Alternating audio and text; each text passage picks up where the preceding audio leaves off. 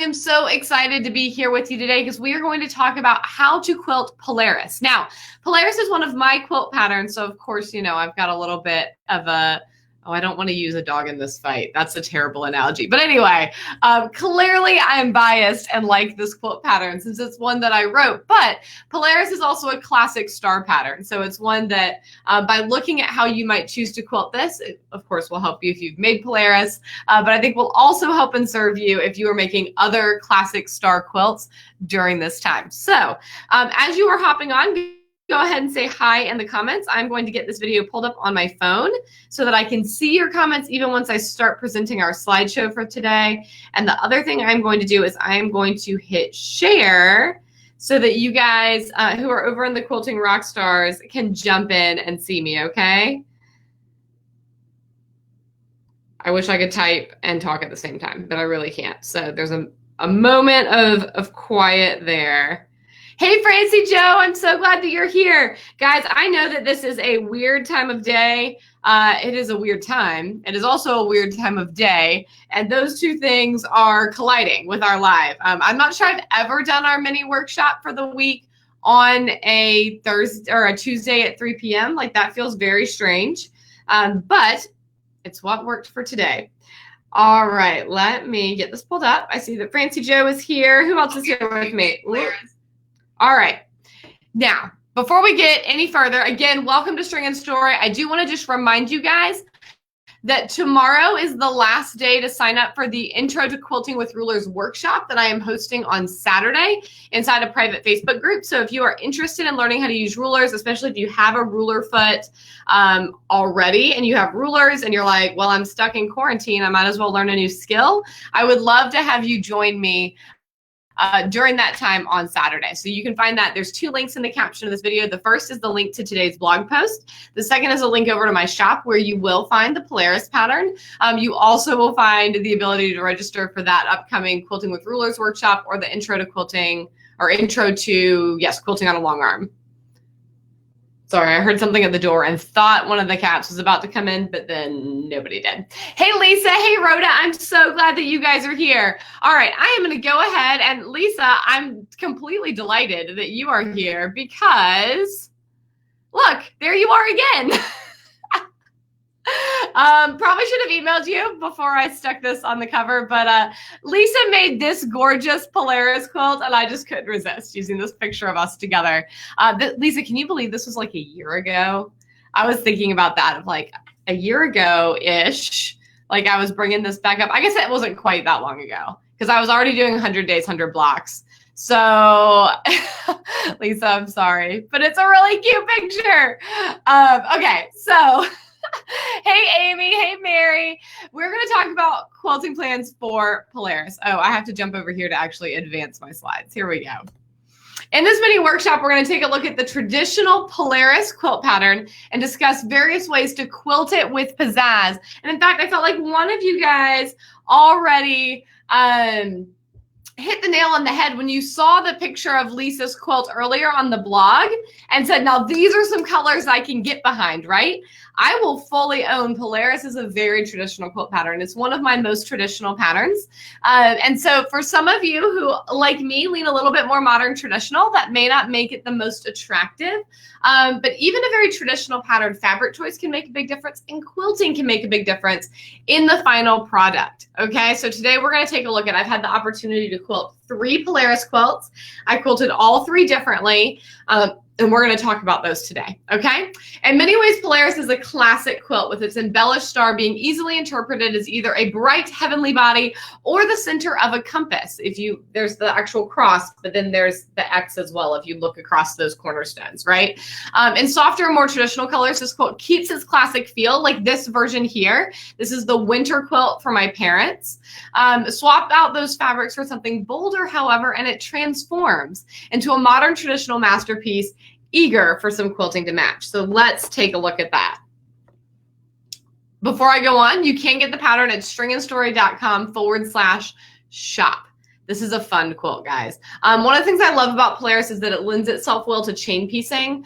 So just, you know, if you're looking for something traditional to do some chain piecing with, if I'm remembering the measurements correctly, it's also scrap user system friendly. So if you're like, man, I really just need to do some scrap busting, this could be your pattern, all right? Pro tip, all of my patterns include a coloring sheet. And as we are talking about making quilting plans, whether it's for this quilt or any other, all of my patterns have that coloring sheet, and I do recommend that you use it to draw out your quilting plan as you're making decisions. It's a lot easier than using graph paper and having to like draw the quilt by hand and then draw the quilting plan on top of it, okay? Now, if you have made Polaris or a similar classic star quilt, but struggled to know how to quilt it, you are in the right place. Now, guys, some of you guys have been around the last few weeks and you know that I taught an AccuQuilt workshop a couple weeks ago talking about how to use your AccuQuilt to tame your scraps. We know that I am not instinctively a scrap quilter. It's something I really struggle with, but I'm using a new system of using my AccuQuilt to cut out little star blocks. And it's just a very classic star, right? Very similar to Polaris, but without cornerstones, etc. And a quilt like that would also work very well with these patterns. So any of these kind of classic stars where you've got like flying geese points, what we're talking about today is going to be relevant for making decisions about how to quilt those types of quilts, okay? Hey, Patricia. Hey, Jody. I love that. Yes, I love that coloring sheet too, just for what that's worth. That's why it's in there, Fancy Doe, because I love it, right? All right, so first of all, an all-over design. Now, I'll be honest with you, I have not, in fact, done an all-over design on a quilt. This quilt, you'll get to see the quilting a little bit closer up in a hot minute. But as a classic quilt, it does look lovely with classic all-over quilting, right? This would be a great opportunity for anything from a meander to Baptist fans, so that you can keep the focus on the piecing. There is a fair amount of piecing in Polaris, and maybe you just want to keep your focus on that. You want lots of loft in the quilt, and you want this to be fairly simple in terms of that final step, right? But if you want it to be fairly simple in the planning, but you want it to look really cool in the execution, I will say that Polaris would look amazing with an all-over feather meander. And you'll get a little bit of a glimpse of that as we go through some of these quilting plans, because on this quilt right here, I quilted it by rows, and every other row is a feather meander, and I love how it turned out. So keep that in mind. I think if/when I make another Polaris quilt, an all-over feather meander will be high on the possibilities of a quilting plan for me, because I really like how it looked in the sections of this quilt, and I think it would look phenomenal all over. I think it would do a really good job of pairing with kind of the classic traditional nature of the quilt, but pushing back against how feathers are usually used, right? They're usually something in borders, etc. Why not just put them all over? Hey, Darius. Hey, Jenny. I'm glad you guys are here. All right, so option number 2, block by block custom quilting. This was the first Polaris quilt that I made. At the time, I called it the North Star quilt. There are a few changes that I made, but it'll look similar enough that I don't think it'll be too confusing. And the custom quilting for each block of Polaris allows different parts of the block to be emphasized or de-emphasized in order to draw the eye around the block. So choosing a different motif for each section of the quilt is an excellent exercise, not only in drawing your quilting plan. You can see here in this photo the quilting plan that I drew for this block, right? But also having to create a roadmap for yourself.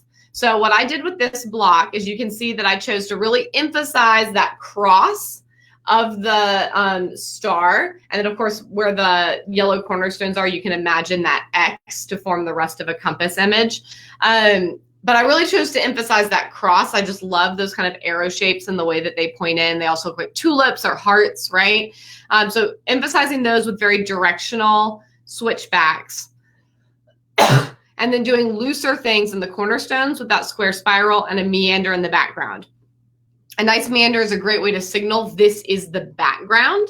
And so that's what I did on this single block here, but also on the larger quilt that I made using this quilting plan.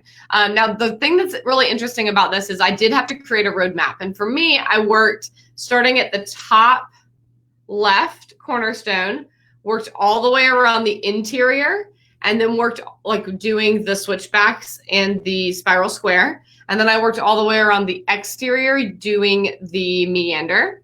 I'm making sure that this is right. think that's how I did it. But there was some stitching in the ditch that had to happen in order to move from block to block, because obviously if I start over here and work around, I end in the same place. But that was planned, right? You might look at this and see a more efficient way to do that plan in order to move yourself across the quilt, right? But whatever the situation is, when you're doing different quilting motifs in different sections of a block like this, there are basically 2 steps to creating your quilting plan: creating the plan itself and then figuring out how to execute it. And that's a really good skill to practice. And what I recommend on the blog, you'll see a little bit more information over on the blog, but what I recommend over there that I will tell you right now is if you're doing a plan like this, I do recommend making a single block or maybe making a table runner so that you can practice that quilting plan. A dense quilting plan like this is very difficult to remove. You don't want to have to unstitch, so make sure you like it. I know many of you have experienced this. I experience this frequently. What I plan on paper ends up being like 80 to 90% true. And then I often will evolve it slightly when I actually start stitching. So for a plan like this, especially where you're having to move from block to block in maybe a little bit more of a complex way, if you don't want to break thread, which I never want to break thread if I can help it, take that extra time. Just, make a single block or put 3 blocks together and just practice that plan a little bit out. Okay. Hello, Kate. Hello, Karen. Option number 3, the background and foreground approach. Now, this, for those of you who are familiar with my normal quilting plan language, is a semi-custom quilting plan, okay? So we're not at an all-over motif. We're not at the level of customization we were just talking about. But the reason that I called it a background and foreground here is because I basically had 2 things I was doing. I was doing linear quilting and I was doing graffiti quilting. And it was a little bit more work intensive than your usual semi-custom quilting plan, right? When I say a semi-custom quilting plan, it's a limited number of motifs, usually 2 to 3 motifs, and it looks nice. Like, it looks nicer than just an all-over motif, but it's a lot more efficient than custom quilting. The way I did this quilt, I don't know that I would actually say it was more efficient than custom quilting. So I used a little bit of different terminology to kind of signal that, okay? So this is Lisa's Polaris quilt. Some of you guys will recognize the Tula Pink Zuma that she used for the stars, and then black for her background. This was so much fun to quilt. I really wanted those stars to shine. I did not want a lot of quilting on them. This was very different than the 2 versions of Polaris that I've made for my parents that have much more muted colors. And so there's not necessarily like a big punch you in the face moment. And all of the emphasis with the quilting is a little more subtle, right? On here, there's nothing subtle about this quilt, and I wanted the quilting to continue that. So you can see I used ruler work to add V's into those arrow shapes, did some simple continuous curve designs in the corners, and then I actually stitched about 1/4 of an inch into the background away from the edge of every star so that everything is very puffy and popping out. All of that is done with different colors of thread, and then the background is just texture on texture on texture with graffiti quilting. Okay, so as I mentioned, this is a limited number of motifs. I would normally put this in a semi-custom bucket, but it did take a little bit longer because I broke thread between each star. What I like about this approach is the way that it really emphasizes the piecing and really pushes those bright colors out. Now, this is a very high contrast situation, right? Bright colors on a black background. You could have a somewhat lower contrast situation and still get a good visual pop just because of the depth difference of those stars being so much puffier because they're so much less quilted and that background being really quilted, okay? By the way, I did use a ruler. As you may have guessed, like I like using rulers when I quilt since I'm teaching a workshop on them on Saturday, but you could also do this with your walking foot. Like there's nothing in those stars that couldn't be done with a walking foot. Even those continuous curves, you would just very gently curve with your walking foot. So if you don't have a ruler and you want to try a quilting plan like this, put your walking foot on, do all the stars and do all the, stitching around the stars. And then you switch back to your free motion quilting foot for whatever you want to do for the background. If you wanted a simpler look, you could swap out that graffiti quilting for a meander and you would still get the depth difference of the very puffy stars and the much more quilted background, but it would be a lot less time and thread consuming than graffiti quilting. Okay. Just like lots of ideas thrown at you for that, okay? And finally, quilting outside the lines. Another choice of quilting that you guys know that I love. This is where we ignore what is going on with the piecing and we make our own way. This is one of the great challenges of traditional quilting is the bulk of the seams, and this allows you to really just ignore those bulky spots. You can steer around them if you need to. And it creates a really cool texture. Now, I created an interesting juxtaposition on this quilt for my parents, and you'll see more pictures of it over on the blog. But this is a queen size Polaris quilt, okay? And every other row is quilted differently. So one row is quilted with a feather meander, and then I did several wavy lines that overlapped along that seam line, and then I graffiti quilted the next section. And then I feathered right and I alternated down. And one of the things that I found really interesting about that is this is a very traditionally pieced quilt. These are quite traditional colors. The kind of most modern thing about these fabrics is that they do have some metallics in them. So that's a little bit more modern. But this quilting plan is just kind of cuts right across all of that. And it is not a traditional quilting plan. It's making its own rules. It's creating amazing texture and just totally changes the look of what would have otherwise been a very traditional quilt. Y'all know I love to create fun contrasts like that, right? And I definitely did that here. So to do a quick recap, when looking at a star quilt like Polaris, you have a few options. You could do an all over design. You could choose to custom quilt each section of the block and really treat those shapes as discrete, pay a lot of attention to, kind of coloring inside the lines, if you will, for your quilting.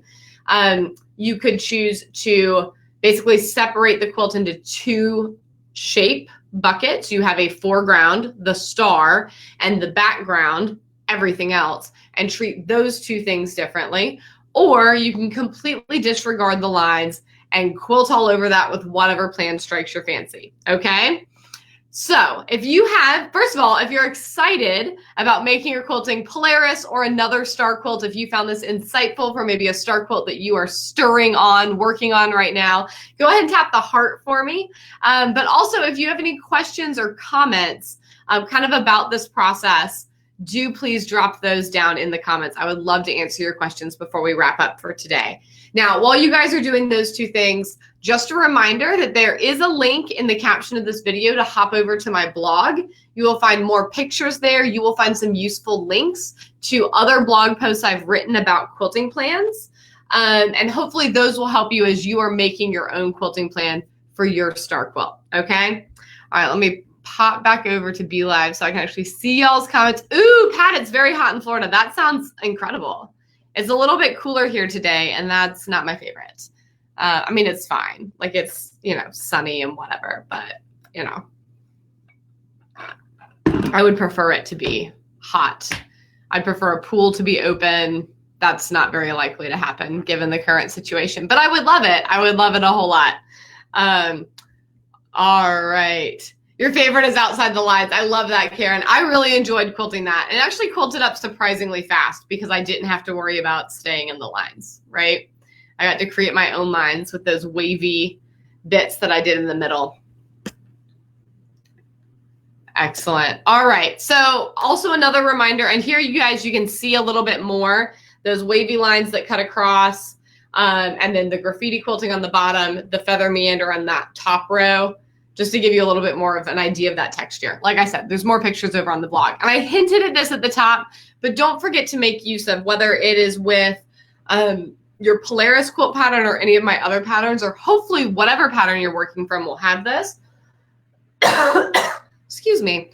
Don't forget to use the coloring sheet, not only to determine your fabric placement, but also to determine how you're going to quilt the quilt. It's a really easy way to draw out several quilting plans and make your roadmap without having to painstakingly draw out a quilt on graph paper over and over again in order to make your decisions, okay? Man, a bunch of you guys have snow. I am so sorry. All right, so if you are interested in making your own Polaris quilt, maybe you don't have a star quilt in the works yet and you really have a bee in your bonnet, you can find that as well as my other patterns over at stringandstory.com/shop. All right, my dears. Thank you so much for being here with me today. I hope all of you are staying safe and healthy. I hope this was a fun exercise for you. Even if you are not making Polaris right now, even if you don't have a star quilt in the works, I hope this was a fun exercise of just reviewing how to go about thinking through quilting plan options. Hopefully it gives you some ideas for something you do have in the works right now. Ooh, I do remember that, Lisa, and I love that that stood out to you, that the stars are so soft. Yes, and then you get the good heaviness of I love a good heavy quilt. I just love it. It's part of why I like dense quilting. I love a good heavy quilt. But the puff of those stars is great fun. Which, Lisa, I've said this to you before, but thank you for letting me quilt your Polaris quilt. That was a very fun experience. Guys, have a wonderful Tuesday. If you are in Free Motion Quilting Academy, I will see you for our Q&A on Thursday. Otherwise, I will see you Saturday night inside the Quilting Rockstars for our social hour. We'll be continuing our Dogwood Blossoms quilt along. Hopefully by then, all of my blocks will be put together and I'll be putting together a quilt top right there with you guys. In the meanwhile, stay safe, stay healthy, and I hope that you guys have something really fun that you're working on this week and that you're getting lots and lots of sewing time. All right, have a great Tuesday, guys. I'll see you soon.